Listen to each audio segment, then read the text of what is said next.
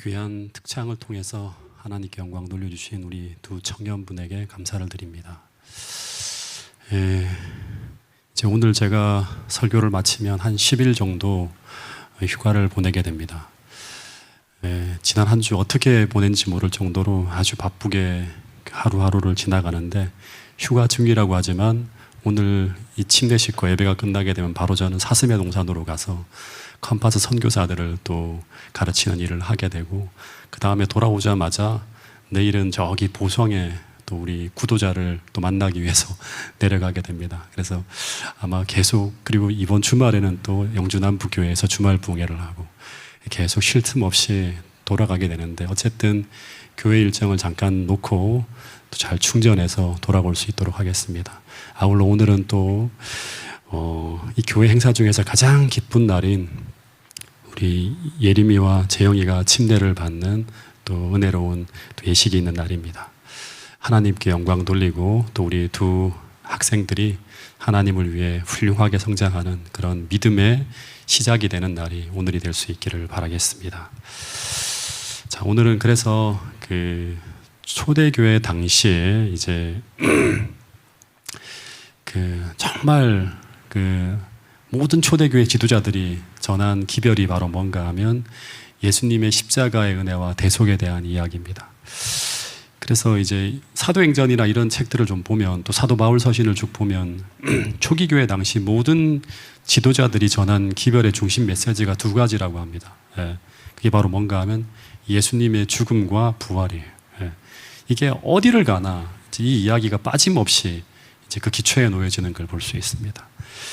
그래서 이거를 조금 풀면, 이제 초대 기독교 당시에 매 집회마다 제가 어느 곳에 갔다고 하면 그때 당시에 사도들이라든가 설교자들이 전한 이 메시지의 중심은 예수님은 그리스도라고 하는 거예요. 그리고 그분이 그리스도인 이유가 뭔가 하면 우리 죄를 용서하기 위해서 십자가를 짊어지고 돌아가셨고, 그리고 그분이 3일 만에 부활하셔서 그분의 무죄함을 증명하시면서 그분이 우리의 메시아와 그리스도가 되심을 입증하셨다고 하는 이야기가 빠짐없이 등장합니다. 그래서 예수님의 십자가의 대속적 죽음과 그분의 부활은 초기 교회의 중심 메시지라고 하는 거예요. 근데 그 중에서도 모든 복음 이야기의 시작이요 기초가 되는 게 뭔가 하면 이 십자가 이야기겠죠. 왜냐 그러면 십자가의 죽음이 있어야지만 부활이라고 하는 것도 있을 수 있는 거예요. 사도 바울이 이제 로마서를 이제 쭉 기록했는데, 고린도전서도 사도 바울이 쓴 거예요. 근데 로마서 1장 16절에 보면 복음에는 하나님의 능력이 나타난다고 했는데, 고린도전서 1장 18절에 보면 십자가에도 하나님의 능력이 나타난다고 이야기하고 있습니다. 그래서 이 복음과 십자가 이야기는 어떻게 보면 당시에는 하나로 사용되어지고 있는 걸 볼 수 있습니다. 이 말은 복음 이야기에 십자가가 놓여 있지 않다면 사람을 회심시키고 변화시키는 하나님의 능력이 나타날 수 없다고 하는 이야기도 되는 거예요. 그래서 제가 이런 생각을 하면서 이제 요즘에 계속 시대의 소망을 읽고 있는데, 시대의 소망 첫 그 페이지를 열어보면 예수님에 대한 이야기가 한 구절 한 구절 나오는데, 이런 이야기가 나오는 걸 볼 수 있습니다. 그 이름은 임마누엘이라 하면서, 임마누엘이라고 하는 뜻이 하나님이 우리와 함께 계시다고 하는데, 근데 실제 당시에 우리와 함께 계신 분은 예수님인데, 그런데 왜 예수님이 우리와 함께 계시는 것이 하나님이 우리와 함께 하시는 것이 되는가? 그 이유를 시대 소망엔 이렇게 설명하고 있습니다. 그 이유는 바로 하나님의 영광을 아는 빛이 예수님의 얼굴에 나타났기 때문이라고 하는 거예요. 다시 말해서 하나님을 알려주는 빛이 예수님의 생애에서 비쳐나오고 있다고 하는 거예요. 왜냐하면 예수님은 하나님의 형상이고 하나님의 위대하심과 위엄하심의 모습이며 그분의 영광의 광채이기 때문이라고 하는 거예요. 근데 그분이 이 세상에 오신 이유는 뭔가 하면 이 하나님에 대한 오해로 가득 찬 세상에 이 아버지 하나님의 영광의 빛을 드러내시기 위해서 오셨다고 하는 거예요. 그것이 예수님이 이 땅에 오신 목적 중에 하나라고 하는 거예요. 근데 그 하나님의 영광의 빛이 예수님의 생애를 통해 가장 찬란하게 비친 곳이 어디인가 하면 바로 갈바리 십자가라고 하는 거예요. 다시 말해서 하나님이 어떤 분인지 가장 찬란하게 보여준 것이 바로 십자가라고 하는 거예요. 예수님은 이 하나님에 대한 오해로 가득 찬 세상에서 하나님이 어떤 분인지 알려주려고 왔는데, 그런데 그 하나님의 모습이 가장 분명하고 가장 확실하게 드러난 곳이 바로 어디다? 갈바리의 십자가라고 하는 거예요. 근데 그 하나님의 영광의 빛이 무엇이다? 근데 그 하나님의 영광의 빛이 무엇이다? 자아를 희생하는 사랑의 영광이라고 하는 거예요. 다시 말해서 예수님에게서 비쳐나오고 있는 하나님의 영광의 빛은, 하나님의 모습은 자기를 부정하고 자기를 희생하는 것, 그것이 바로 하나님의 영광이고, 그것이 하늘의 생명의 법칙이라고 하는 것을 보여주신 곳이 바로 이 예수님의 십자가라고 하는 거예요. 그래서 오늘 우리가 믿는 이 기독교의 하나님을 여러분이 진짜로 만나기를 원한다면, 그리고 그분이 어떤 분인지 진짜로 배우기를 원한다면, 오늘 우리는 십자가로 가까이 나가서 그 찬란한 하나님의 영광을 십자가를 통해서 봐야 하고, 그리고 그 사랑에 감동되어서 어떻게 해야 되는가 하면 기쁘게 자기 십자가를 지고 주님처럼 자아를 희생하는 삶을 실천하며 살아가는 가운데 그 하나님을 오늘 우리 삶의 경험으로 만나며 배워가야 하는 그 길이 바로 뭔가 하면 진정한 그리스도인의 길이라고 하는 거예요. 이걸 예수님이 쭉 복음서에서 보면 쭉 풀어주셨어요, 이 이야기를. 여러분, 그래서 만약 오늘 우리 신앙에 어떤 문제가 생겼거나 우리 신앙이 방황하고 있다면, 오늘 무엇인가 세상에서 큰 힘을 내야 될 신앙적 시련이 닥쳤다면, 그리고 뭔가 하나님의 분명한 뜻 앞에 오늘 우리가 전진하지 못하고 멈추어서 있다면, 그렇다면 오늘 우리 모두가 다시금 돌아가야 될 지점이 어디인가 하면 그리스도의 십자가라고 하는 것입니다.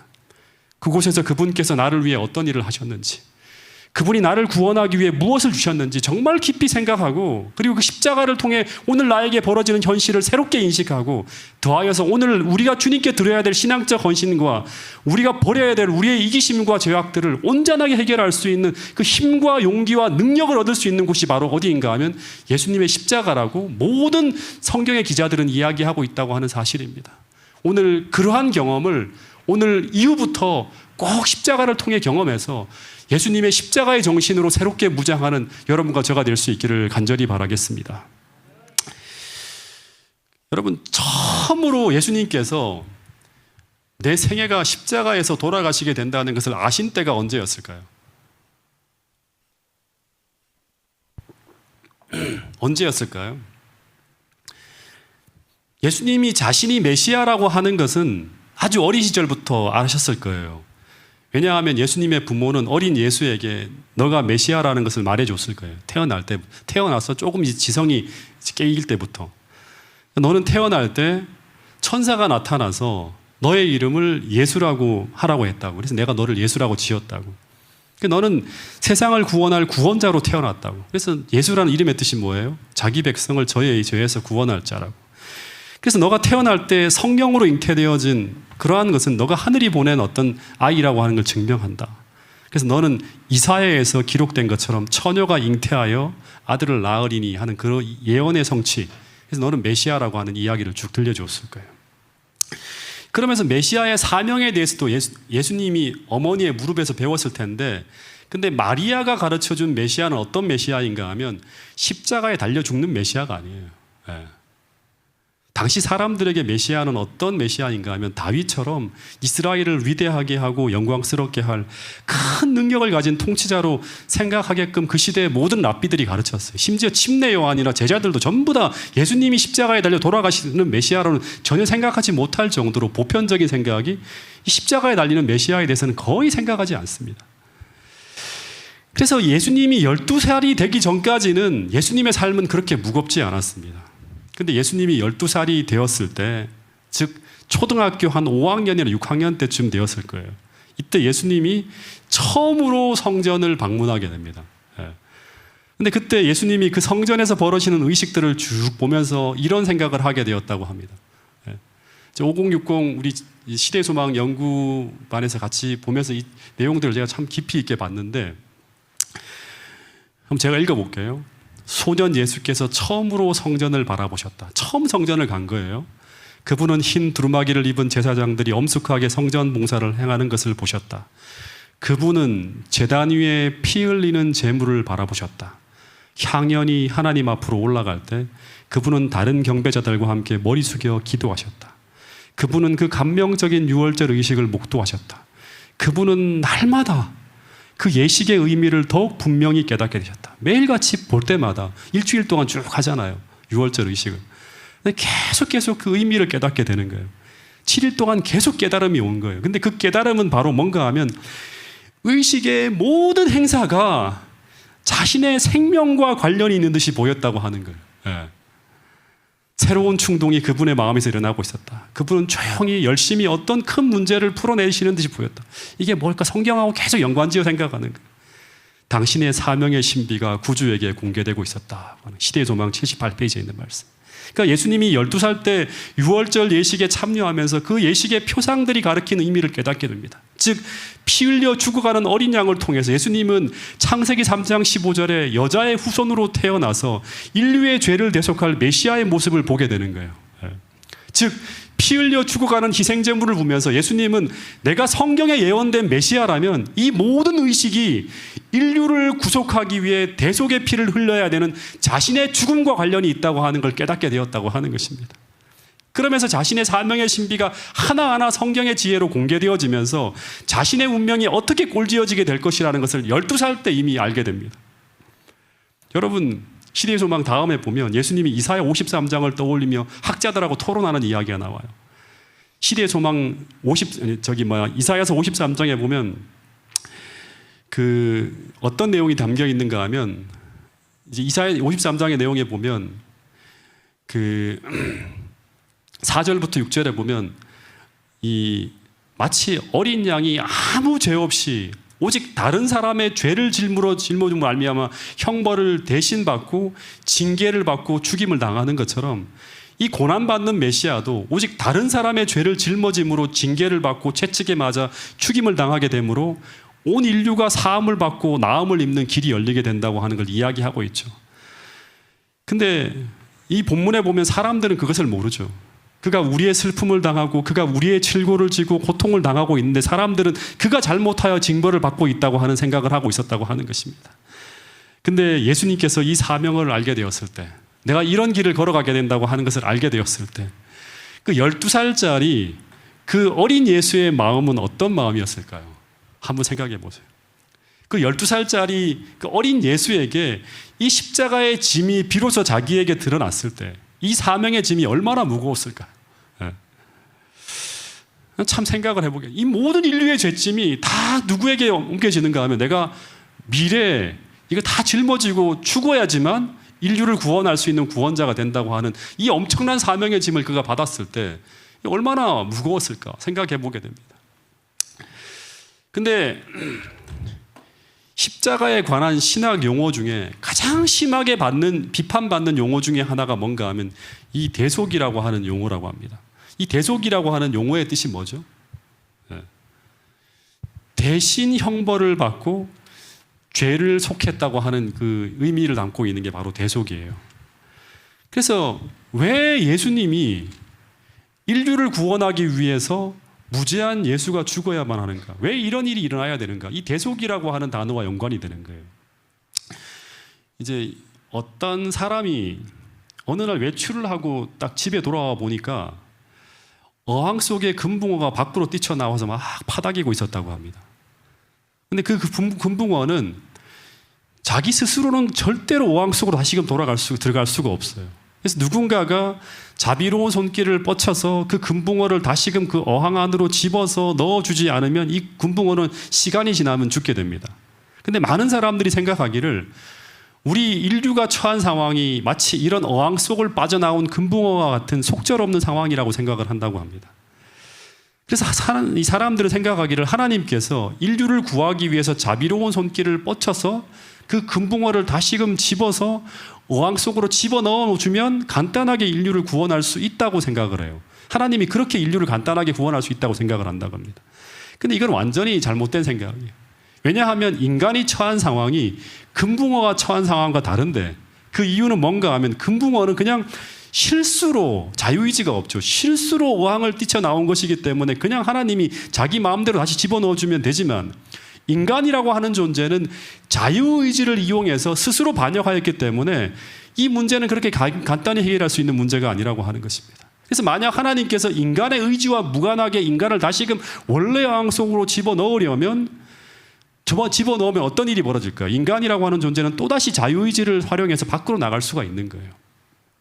더하여서 인간은 스스로의 의지를 활용해서 하나님이 지정하신 경계를 넘어갔을 뿐 아니라 그 일로 말미암아 율법을 범하게 했기 때문에 하나님께서 인류를 되찾기 위해서는 두 가지의 조건이 되어져야 한다고 합니다. 그 두 가지가 바로 뭔가 하면, 첫 번째는 인간이 먼저 스스로 다시금 의지적으로 자유의지를 활용해서 하나님을 선택해야 되는 일이 선행되어져야 돼요.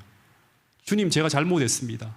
저를 구원해 주세요. 저를 용서해 주세요 하고 먼저 인간이 자유의지를 다시금 활용해서 하나님을 선택하는 일을 하지 않으면 절대 강제로 이런 일이 벌어질 수가 없어요. 구원이 벌어질 수가 없어요. 그 두 번째는 뭐냐 하면, 만약 인간이 하나님께로 다시 돌아오기를 선택을 했다면 그것으로 끝나는 것이 아니라 그 다음 하나님 편에서 해야 될 일이 남아있게 되는데, 그것은 바로 무엇인가 하면 인간이 율법을 범함으로 저지른 그 죄의 대가를 누군가가 대신 지불해야 되는 일이 꼭 선행되어져야 된다고 하는 것입니다. 근데 이게 큰일이에요. 이 두 번째 일이 진짜 큰일이에요. 왜냐하면 이 죄의 값이 어느 정도인가 하면 이건 상상할 수 없을 만큼 큰 문제라고 하는 거예요. 하나님의 율법에 의하면 죄의 삭은 사망이기 때문에 죄인 하나하나의 생명을 그냥 어정쩡하게가 아니에요. 오늘 여러분이 짓는 죄 하나하나마다 다 정확하게 다 셈해서 단 하나도 빠짐없이 그가 지은 죄의 죄가를 형벌을 통해 지불되어져야지만 인간이 구원받을 수 있는 길이 열린다고 하는 거예요. 이것이 바로 하나님의 율법이 요구하는 하나님의 공의라고 하는 것입니다. 그런데 여러분, 제가 이 내용들을 쭉 생각하면서 그 6월절 당시에 그 12살짜리 어린 그 예수가 자신이 인류를 구원하기 위해서 이 땅에 왔는데, 그런데 그 인류를 구원하기 위해서 예수님은 언젠가 인간의 모든 형벌을 대신 다 받아야 된다고 하는 것을 깨달았을 때, 그때 이 어린 예수의 마음이 얼마나 무거웠을까? 한번 생각해 보세요, 여러분. 여러분, 이 무거운 부담감은 그때 잠시로 끝나는 것이 아니라 그때 이후로 계속 시대 소망에 보면 그런 표현이 나오죠. 홀로 포도즙틀을 밟는 거예요. 아무도 이 대속에 대한 의미도 몰라요. 근데 혼자 이걸 깨닫고 난 다음에 이 사명을 감당하기 위해서 홀로 포도즙틀을 밟았는데 제자들도 모르고 아무도 모르는 거예요. 주님 혼자 그 마음의 부담을 짊어지고 가는 거예요. 예수님의 마음에 평생 떠나지 않는 이 무거운 부담감이 예수님께 마음속에 담겨졌고, 그리고 이 짐은 나이가 들어가면 갈수록, 이 무게에 무슨 말이에요? 십자가가 다가오면 다가올수록 점점 더 주님의 마음을 무겁게 내려눌렀을 것이라고 하는 거예요. 근데 이 평생 떠나지 않는 이 짐을 지고 살아가는 주님에게 이 짐의 무게가 이제 가장 무겁게 예수님의 마음을 아주 짓누르게 되었을 때가 언제인가 하면, 그때가 언제죠? 바로 겟세마네 동산에서였다고 합니다. 여러분, 이 겟세마네 동산에서 예수님이 딱 이제 그 다음 날이면 십자가를 짊어져야 되잖아요.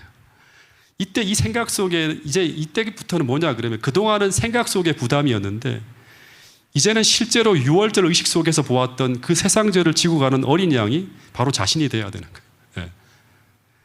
그래서 이때 그분이 느끼는 이 두려움과 그리고 인간의 죄를 대신해서 당하게 되는 그 죄의 형벌의 무게는 정말 상상할 수 없을 만큼 컸다고 합니다.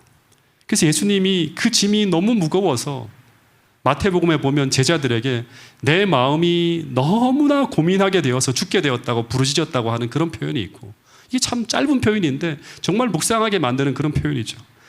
심지어 겟세마네 동산으로 올라가는 그 과정 속에 표현한 엘렌 화이트의 글에 보면 그분의 걸음은 단 한 걸음도 괴롭고 힘이 들 정도로 마치 무거운 짐에 눌려서 고통당하는 것처럼 예수께서 큰 소리로 신음했다고 하는 그런 표현들이 나옵니다. 그리고 그날 밤에 그 십자가의 짐이 상상할 수 없는 무게로 예수님의 육신과 마음을 막 짓눌렀을 때 그 짐의 무게를 인간으로서는 도저히 감당할 수가 없어서 어떻게 하시는가 하면 3번씩이나 아버지 할만하시거든 이 잔을 내게서 지나가게 해달라고 하는 기도를 1번이 아니라 2번이 아니라 3번씩이나 드렸다고 하는 성경의 기록이 있습니다. 여러분, 인간이라고 하는 존재는 모두 다 너무나 부담이 크게 되는 어떤 길이 우리 앞에 놓여 있을 때 인간으로서는 너무나도 간절하게 그 길을 피하고 싶어하는 갈망이 일어난다고 하는 것입니다. 마찬가지로 예수님도 이 죄의 무게를 하나하나 헤아려 볼 때 인간으로서는 너무나 무섭고 두려워서 감당이 안 되었다고 하는 것입니다. 그래서 겟세마네 동산에서 제발 아버지 할만하시거든 이 잔을 피할 수 있는 길이 있다면 그것을 알려달라고, 제발 그 길을 피할 수 있게 해달라고 하는 그 기도를 드렸다고 하는 그런 이야기가 성경에 나오는 것입니다. 여러분, 근데 문제는 뭔가 하면 온 인류가 저지른 이 죄의 형벌을 예수님을 대신해서 갚을 수 있는 존재는 이 세상에나 하늘에나 그 어디에도 존재하지 않는다고 하는 것입니다. 여러분, 우리가 제자훈련 5060 제자훈련 팀은 계시록을 다 공부했는데 이 계시록 5장에 보면 요한이 사단에게 빼앗긴 인류를 다시 찾아오기 위해서 이 죄의 형벌의 대가를 대신 지불하고 임봉된 두루마리를 열 수 있는 존재가 이제 그런 존재가 하늘 위에나 땅 아래나 그 어디에도 없는 것처럼 보여서 막 울고 있는 장면이 나옵니다. 그래서 다시 말하면 이 임봉된 두루마리를 열어야지만, 이 땅 문서를 열어야지만 인간이 하나님께서 잃어버린 것들을 다 찾아올 수 있어요.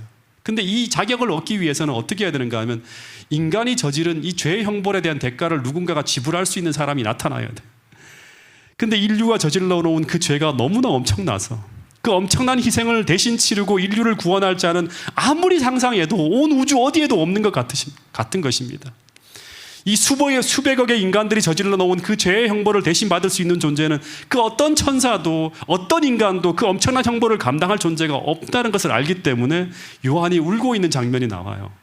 근데 계시록 5장에 보면 이 어려운 문제를 해결할 수 있는 유일한 분이 소개되어지고 있는데, 그런데 그분이 바로 계시록 5장에서는 어떻게 소개하고 있는가 하면 세상 죄를 짊어지고 돌아가신 죽임을 당한 어린 양이라고 하는 표현으로 소개되어지고 있습니다. 여러분, 이 말은 인류를 구원하기 위해 지불해야 될 그 어마어마한 빛을 대신 갚을 수 있는 유일한 존재는 오직 온 우주를 창조하신 창조주 하나님의 생명밖에는 다른 방법으로는 인류를 구원할 수 없다고 하는 그런 선언을 하고 있는 장면이 바로 계시록 5장이라고 하는 것입니다. 그래서 그분이 이 짐을 내려놓을 수가 없는 거예요. 왜냐하면 그분이 이 짐을 지지 않으면 인류가 희망이 없기 때문에. 그래서 그분이 겟세마네 동산에서 이 짐을 지고 가시겠다고 다시금 하나님 앞에 고백하는 장면이 나옵니다. 그리고 이 죄의 무거운 짐을 끝까지 지고 가시다가 마침내 그 죄의 무게에 심장이 파열되어 돌아가시는 이야기가 바로 예수님의 십자가 이야기라고 하는 것이죠. 여러분, 주님이 지신 이 십자가의 무게는 오늘 우리의 상상을 초월하는 것입니다. 그래서 우리가 깊이 묵상하지 않으면 우리에게는 너무나 미미하게밖에, 이 용어로밖에 기억될 수 없는, 느껴지지 않는 것이 바로 예수님의 십자가의 무게라고 하는 것입니다. 부디 우리 모두의 영안이 열려서 이 예수님께서 우리를 대신해서 치르신 이 희생이 얼마나 크고 얼마나 위대한가를 우리 모두가 성령을 통해서 느낄 수 있는 파주중앙교회 모든 성도들이 될 수 있기를 간절히 바라겠습니다. 근데 오늘 우리도 우리 삶이 끝나는 날까지 우리가 감당해야 될, 우리가 짊어져야 될 인생의 짐들이 있죠. 아버지로서, 가장으로서, 아내로서, 그리고 아들과 딸로서 감당해야 될 짐들이 있습니다. 그리스도인으로서 감당해야 될 짐들이 있어요. 이것을 그리스도인들은 자기 십자가라고 해요. 그렇죠? 근데 어떨 때 이 많은 짐들이 너무나 무겁고 버겁다는 생각이 들 때가 좀 있지 않습니까? 그럴 때 여러분은 어떻게 합니까? 최근에 파주에서도 두 부부가 자기의 생활고를 비관해서 자살하는 그런 어떤 아내를 죽이고 자살하는 그런 사건이 벌어지기도 하고, 그리고 최근에 이런 일들이 비일비재하게 벌어지죠. 너무나 인생의 무게가 무겁다고 느껴질 때, 살아갈 용기가 생기지 않을 때 자살하는 사람들이 참 많아요. 근데 우리가 짊어지고 살아가는 이 우리 십자가가 굉장히 무겁고 버겁다고 하는 생각이 들 때, 그때 주님은 두 가지의 말씀을 하셨어요. 하나는 어떤 말씀인가 하면, 성경에 보면 예수님이 우리 십자가 이야기를 하고 난 다음에 너의 십자가를 지고 주님을 쫓아가라고 하는 말이 있어요. 그걸 감당하라고 하는 표현이 하나가 있고, 아무리 무겁다 하더라도. 또 하나를 뭔가 하면 마태복음 11장 28절에 보면 수고하고 무거운 짐진 자들아 다 내게로 오라, 내가 너희를 쉬게 하리라고 하는 말씀이 있어요. 즉 힘든 인생의 짐을 짊어지고 살아가는 우리에게 주님은 첫 번째 그걸 감당하라고 하고, 또 한편으로는 당신에게 오라고 하는 거예요. 당신에게 오면 어떻게 한다? 우리에게 쉼을 주시겠다고 하는 거예요. 계속 감당하면서 주님께로 끝까지 끊임없이 가는 거예요. 근데 어떻게 쉬게 해주는가? 주님께서 어떻게 우리를 쉬게 해주는가? 한편으로는 그것을 감당할 만한 힘을 주시기도 하지만, 또 한편으로는 초기 그리스도인들에게 보내는 신약 성경의 글들을 보면 주님은 끝없이 당신의 십자가를 바라보게 합니다. 힘들 때마다 뭘 바라보라? 주님의 십자가를 바라보라고 하는 거예요. 그래서 모든 그리스도인들은 예수님의 십자가를 생각하면서, 즉 그분이 나를 위해 짊어진 그 십자가의 무게를 생각하면서 오늘 나의 인생의 힘든 짐과 인생의 무거움을 견뎌냈다고 하는 이야기가 성경에 보면 많이 나와요. 히브리서 12장 2절에 보면 이런 말씀이 있죠. 이 말씀을 같이 한번 읽어보겠습니다. 히브리 12장 2절 말씀입니다. 시작. 믿음의 주여 또 온전하게 하시는 이인 예수를 바라보자. 그는 그 앞에 있는 기쁨을 위하여 십자가를 참으사 부끄러움을 개의치 아니하시더니 하나님 보좌 우편에 앉으셨느니라. 네, 여기 보면 믿음의 주여 온전케 하시는 이인 예수를 바라보자고 하는데, 그 예수님은 어떤 예수님인가 하면 십자가를 참으신 예수님이에요. 우리의 믿음이 흔들릴 때마다, 우리의 삶의 무게가 버거울 때마다, 신앙적으로 전진이 참 어려워지는 그런 상황에 놓일 때마다 우리의 믿음의 주여, 우리의 믿음을 온전케 하실 수 있는 이인 예수를 바라보자고 하는 거예요. 근데 그 예수님은 어떤 예수님이다? 십자가를 참으신 예수님이라고 하는 거예요. 여러분, 사는 것이 힘들다고 느껴지시는 분이 혹 계십니까? 여러분, 그때마다 우리를 대신해서 십자가를 짊어지신 예수님의 그 십자가의 무게를 한번 생각해 보시기를 간절히 바라겠습니다. 그 어린 예수님의 어깨에 놓여진 그 인류의 모든 죄짐을 짊어지고 걸어가야만 하는 그 십자가의 짐이 얼마나 무거웠을까 한번 생각해 보시기 바랍니다. 그 평생 그 짐을 내려놓지 못하고 그 무거운 부담감을 가지고 홀로 피 묻은 십자가의 길을 걸어가신 예수님을 생각할 때마다 저는 그 사랑에 너무나 깊이 감사하게 되는 그런 마음이 생겨나게 된다고 하는 것입니다. 여러분, 그래서 때때로 제가 져야 될 인생의 무게가 무겁다는 생각을 할 때마다 저는 주님이 지신 십자가를 생각합니다. 그리고 저를 대신해서 치르신 그 대속의 깊이를 깊이 생각하게 돼요. 그런데 그 시간이 길어지고 깊어질 때마다 어떤 일이 벌어지는가 하면 내가 져야 될 인생의 짐이 점점 가벼워지게 되는 것을 알 수 있어요. 이건 분명한 사실이에요. 주님이 지신 그 엄청난 무게를 생각할 때마다 내가 짊어지고 있는 이 감당해야 될 이 짐의 무게가 가볍게 느껴지게 되면 우리에게 용기가 나고, 그리고 하나님을 더 의지하게 되고, 그리고 그 문제 앞으로 용감하게 나갈 수 있는 그런 신앙적인 힘이 만들어진다고 하는 것입니다. 여러분, 그런데 주님이 지신 십자가는 내가 져야 될 십자가이고 내가 받아야 할 형벌이었음을 기억하시기 바랍니다. 그분이 그 십자가를 져주심으로 말미암아 내가 평화를 누리고, 그분이 그 고통을 당함으로 말미암아 우리가 나음을 입었다고 하는 이 사실을 꼭 기억할 수 있게 되기를 간절히 바라겠습니다. 그래서 이 감사함을 가지고 오늘 우리가 져야 될 모든 인생의 짐들은 감당할 만큼의 시험이라고 하는 사실을 기억하고, 용감하게 이 세상의 짐, 또 우리가 짊어져야 될 신앙적인 짐, 이 모든 것들을 기쁘게 감당하면서 주님의 멍에를 보고 나갈 수 있는 파주중앙교회 모든 성도들이 될 수 있기를 간절히 바라겠습니다. 다시 돌아가서 이 남의 죄나 남의 고통을 대신해서 자기가 당하는 것, 혹은 남의 죄를 대신 갚는 것을 가지고 대속이라고 합니다. 근데 예수님은 마가복음 10장 45절에서 인자가 온 것은 섬김을 받으려 함이 아니라, 다시 말하면 메시아로서 하나님으로서 숭배를 받으러 온 것이 아니라, 실제로는 예수님이 하신 일은 가장 중요한 것은 뭔가 하면 이 땅에 오신 목적은 섬기려고, 우리를 섬기려고 오셨다고 합니다. 어떻게 섬기는가 하면 자기 목숨을 많은 사람의 대속물로 주려고 이 땅에 오셨다고 하는 그런 이야기를 하고 있어요. 다시 말해 주님이 이 땅에 오신 이유는 우리 인간의 대속물로 자신의 목숨을 주기 위해 오셨다고 하는 거예요. 근데 이 대속물이라고 하는 단어 속에 아주 깊은 의미가 좀 담겨 있는데, 이 의미를 한 가지만 좀 더 찾아보려고 합니다. 이 대속물이라고 하는 이 단어는 헬라어로 리트론이라고 하는 단어를 써요. 리트론. 근데 이 단어는, 이 당시의 용어는 옛날에 노예시장에서 사용하던 용어라고 합니다. 다시 말해서 노예나 포로를 이렇게 놓아주기 위해서 지불되어지는 값이 바로 뭔가 하면 이 대속물, 리트론이라고 하는 단어라고 합니다. 이 말씀에 의하면 인간은 죄를 지음으로 말미암아 사단의 노예가 되었고, 그리고 주님은 사단에게 노예가 된 인간을 구하기 위해서 대신 대속물이 되어서 드려졌다고 하는 그런 말이죠. 그래서 이 노예라는 것을 한번 생각해 보게 되는데요. 이 노예는 로마 시대나 예수님 당시 시대나 중세 시대에도 계속 있었는데, 특별히 이제 신대륙이 개척되어지면서 엄청나게 많은 노예가 이제 막 등장하게 돼요. 수요가 굉장히 폭발적으로 늘어나게 돼요.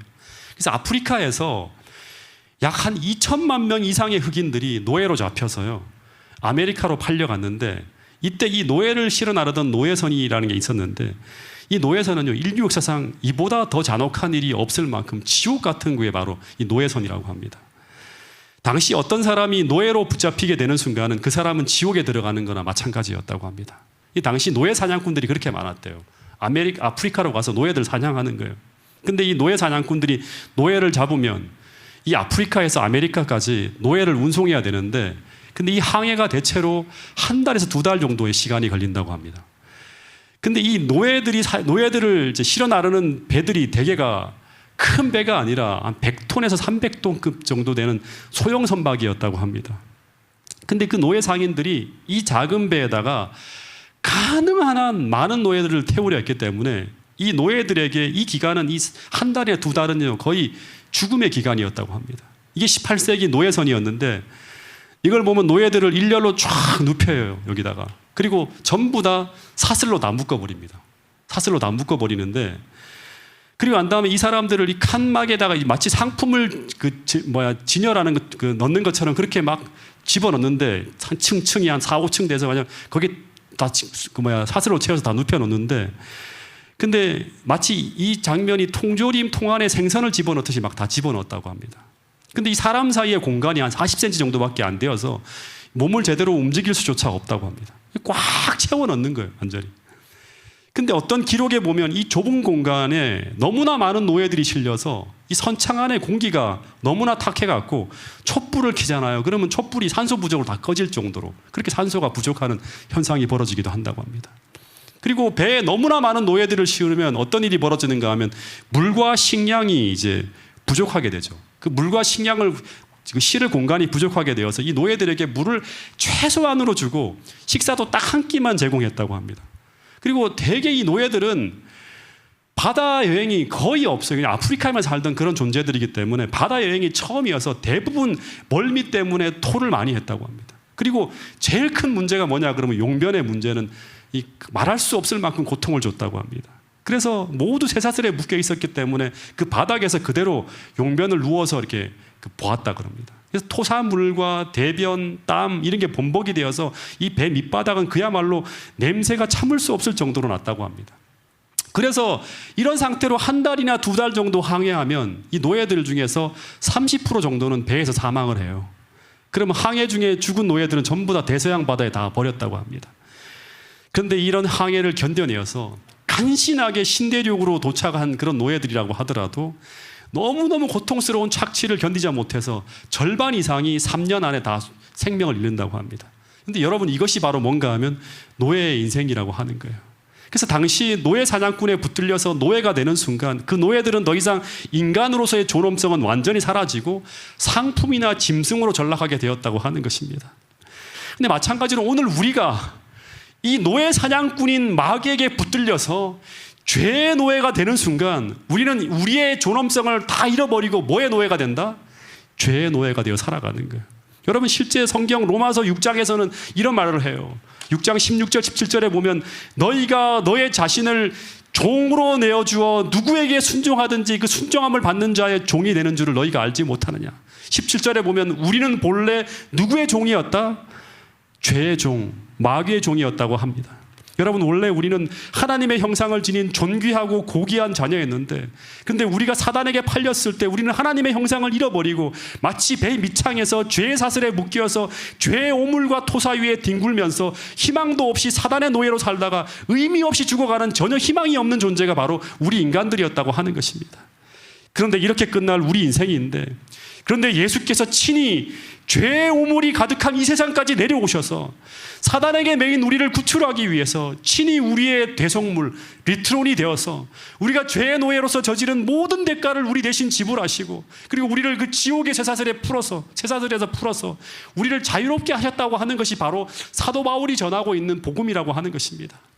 죄가 무엇인지조차 모르고 전혀 그것을 모르는 그분께서 그 더러운 배 밑창 같은 죄악 세상까지 내려오셔서 곳곳에 쏟아진 죄의 토사물과 죄의 더러운 용변으로 더럽혀진 그 세상을 보면서도 호흡조차 힘든 그 냄새를 맡으시면서까지 인간을 구원하기 위해 그곳에 살아가신 주님을 우리 모두가 깊이 생각하라고 하는 것이 사도 바울이 던지고 있는 메시지라고 하는 것입니다. 여러분, 제가 시대의 소망을 읽어보면 이 예수님은 사람들의 악함을 볼 때마다 숨길 수 없는 고통을 느끼셨다고 하는 거예요. 그리고 그 사단에게 팔린 인간의 온갖 악함을 십자가에서 겪으셨다고 하는 이야기가 나옵니다. 그런데 그분이 그렇게 하신 이유를 사도 바울은 오늘 우리에게 이렇게 진술하고 있습니다. 고린도후서 5장 21절 말씀 같이 한번 읽어보겠습니다. 시작. 하나님이 죄를 알지도 못하신 자로 우리를 대신하여 죄를 삼으신 것은 우리로 하여금 저의 안에서 하나님의 의가 되게 하려 하심이니라. 예, 하나님께서 죄를 알지 못하신 자로 우리를 대신하여 죄를 삼으신 이유는 우리로 하여금 저희 안에서 그 대속으로 말미암아 오늘 우리가 하나님의 의가 되게 하려 하심이었다고 하는 거예요. 여러분, 오늘 하나님의 소망은 우리가 주님처럼 살아가는 거예요. 예수님의 그 십자가의 사랑을 보고 우리도 우리의 십자가를 지고 주님처럼 자기를 희생하며 십자가의 정신으로 살아가는 하나님의 의가 되는 것이 바로 하나님의 뜻이라고 하는 것입니다. 여러분, 오늘 예수님의 우리를 위해서 치르신 그 십자가의 대속적인 죽음과 희생을 바라보면서 오늘 우리 안에 하나님의 의가 되고자 하는 그런 열망이 일어날 수 있게 되기를 간절히 바라겠습니다. 여러분, 성경 전체가 오늘 우리에게 전하는 기별은 하나님께서 우리를 구원하신다고 하는 기별입니다. 그런데 어떻게 우리를 구원하시는가? 하나님께서 우리를 사랑하여서 치르신 그 희생을 통해 제공되어진 이 하나님의 은혜를 믿음으로 받아들임으로 우리는 구원을 받게 된다고 하는 것입니다. 사도 바울은 에베소 2장 8절에서 이런 말을 하고 있습니다. 너희는 그 은혜를 인하여 믿음으로 말미암아 구원을 받았으니 이것이 너희에게서 난 것이 아니라 무엇이다? 하나님의 선물이다. 예수께서 우리의 리트론이 되어주셔서 우리의 대속물이 되어주셔서 바로 우리가 구원을 받았다고 하는 것입니다.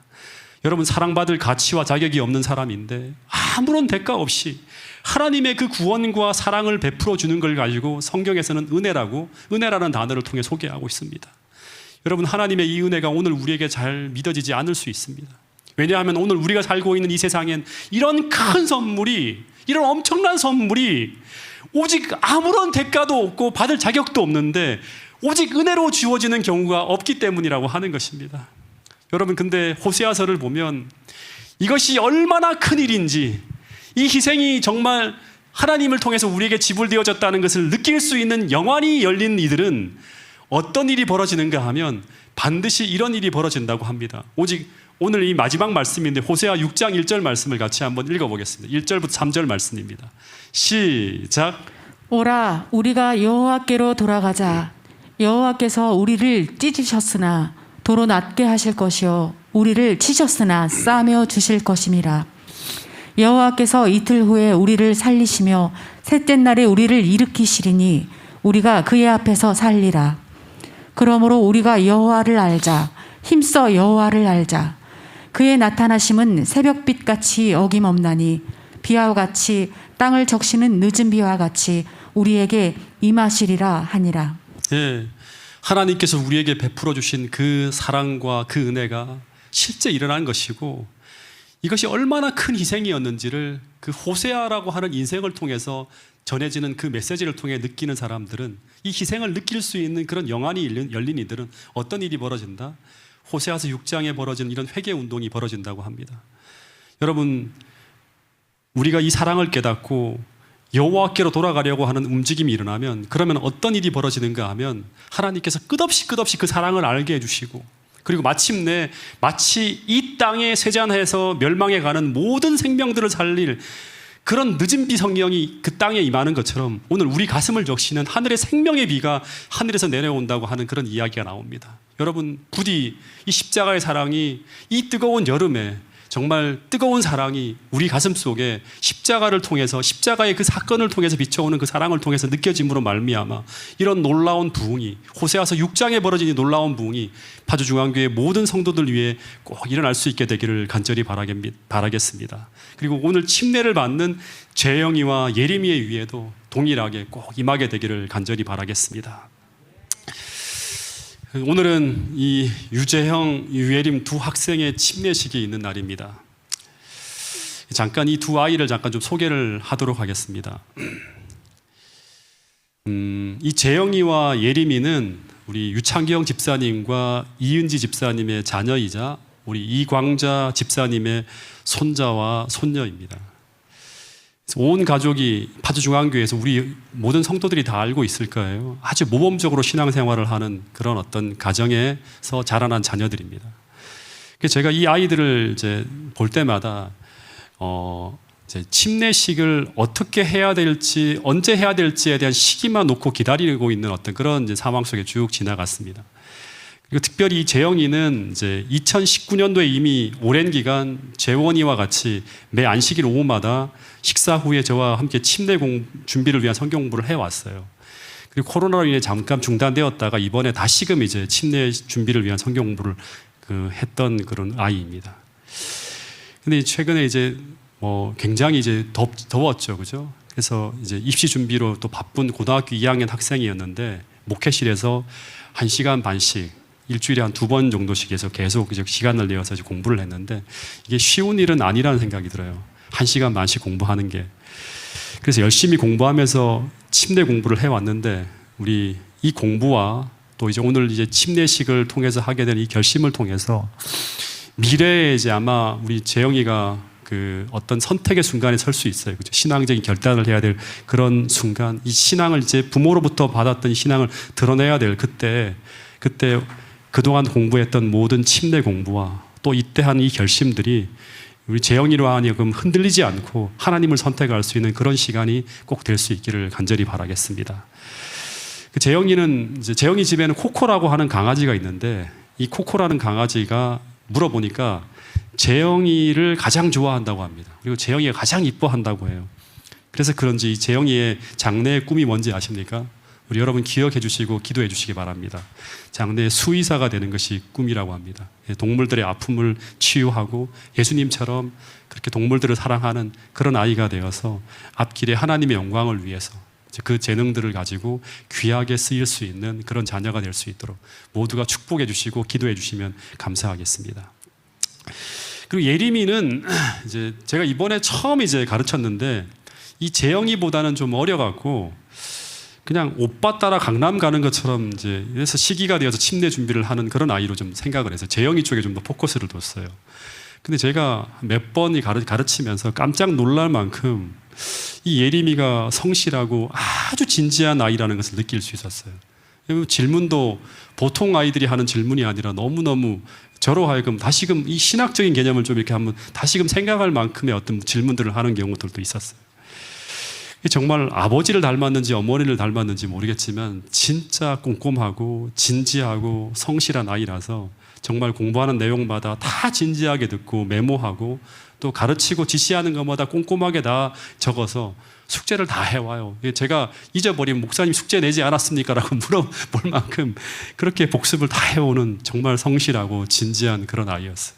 그 하나 대표적인 질문 하나를 여러분에게 좀 드리면 우리 예림이가 한 질문인데요. 목사님, 노아홍수 당시에 짐승들까지 다 태웠잖아요. 그죠? 그래서 예수님 재림하실 때 그 짐승들도 함께 하늘나라 가지 않나요? 노아홍수 당시 그 심판회 때 사람만이 아니라 짐승까지 태웠다 그러면 하나님이 사랑하는 그 짐승들도 하늘나라 가야 되지 않습니까? 라는 질문을 하더라고요. 제가 그 질문을 받고 난 다음에 한 며칠 동안 곰곰하게 그 생각을 하면서 이렇게 책을 뒤지기까지 했던 그런 우리 아이가 예림이에요. 우리 예림이가 부디 다 믿음 안에서 이런 고민들에 대한 답들을 신앙 안에서 다 하나하나 풀어내면서 진짜 진지하게 정말 그 성실하게 준비해서 미래에 아주 훌륭한 그런 하나님의 동량으로 성장할 수 있게 되기를 간절히 바라겠습니다. 이 그림을 참 잘 그려요, 예림이는. 그래서 장래 미술가나 디자이너로서의 꿈을 키우고 있는 학생인데 주님께서 축복하셔서 장래에 하나님의 귀한 도구로서 쓰임받는 아이가 될 수 있기를 간절히 바라겠습니다. 특별히 오늘 이 날이 있기까지 가장 큰 역할을 해주신 분은 누구일까요? 우리 어머니와 아버지일 것이고요. 그리고 할머니까지. 그리고 또 이제 우리가 생각해야 될 게 있는데 집에서 이렇게 이제 그 코로나 중에도 가정 예배를 드리는 어떤 장면이 나오죠. 그렇죠? 그래서 항상 엄마와 아버지의 영향을 가장 크게 받았을 것이고 또 그래서 이제 또 하나 오늘 있기까지 또 성실하게 이 두 아이들을 지도해 준 분들이 계십니다. 바로 누구인가 하면 코로나 중에도 우리 학생반 선생님들이 줌으로 계속 우리 학생들을 가르쳤어요.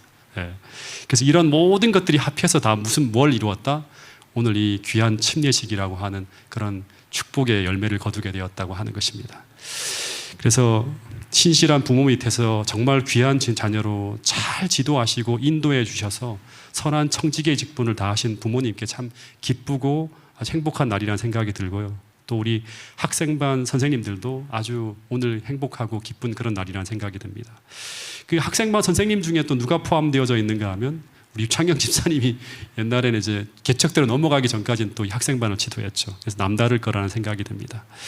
앞으로 이 두 아이들이 이 선한 결심을 가지고 평생 하나님과의 언약에서 흔들리지 않을 수 있도록 물심양면으로 온 교회가 지도하고 또 축복해 주시고 또 기도해 주시기를 간절히 바라겠습니다. 그러면 우리 두 아이들이 침례받을 믿음이 있는지 잠깐 침례 신문을 하도록 하겠습니다. 우리 유재영, 유예림 일어나세요. 그리고 우리 성도들을 봐주세요. 이렇게 성도들을 봐주세요.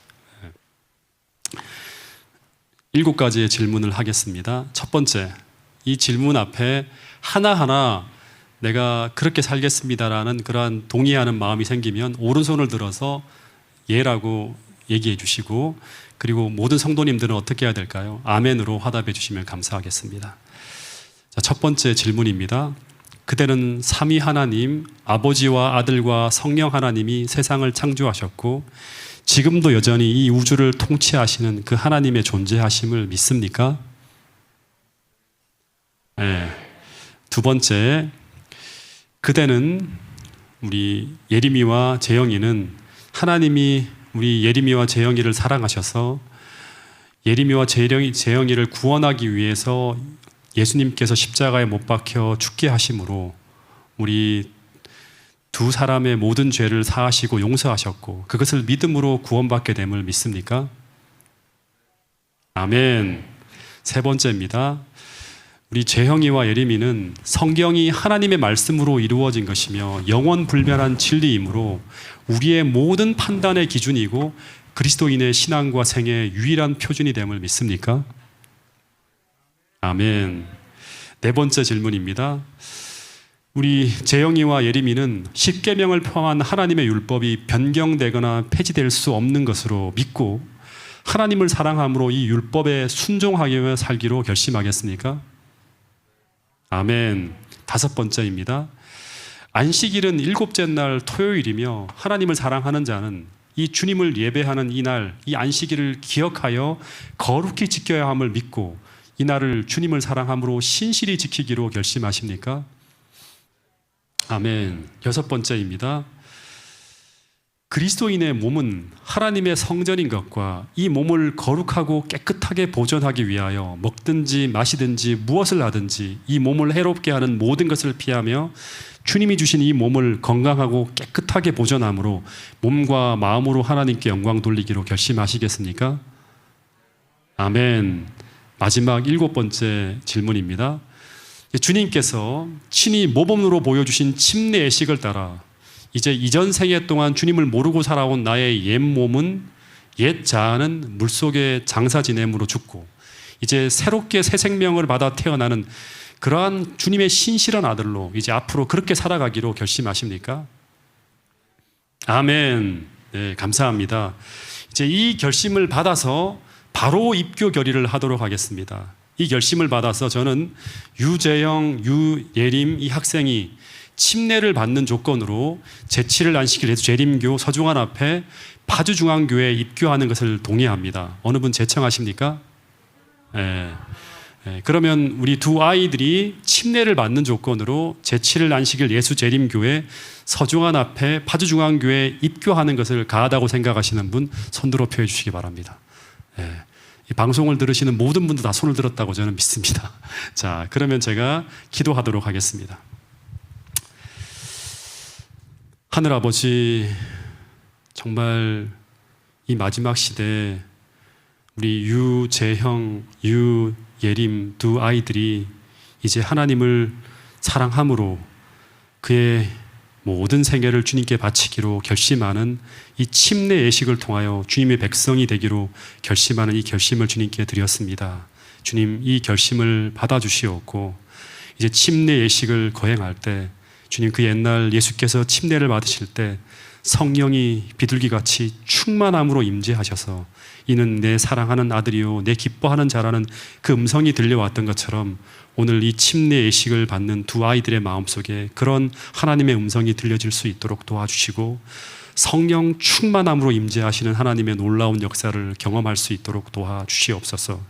두 아이들의 평생을 주님께서 인도하시고 거룩하게 구별하여 주셔서 주께서 재림하시는 그날까지 하나님의 신실한 아들과 딸로서 살아갈 수 있도록 도와주시옵소서.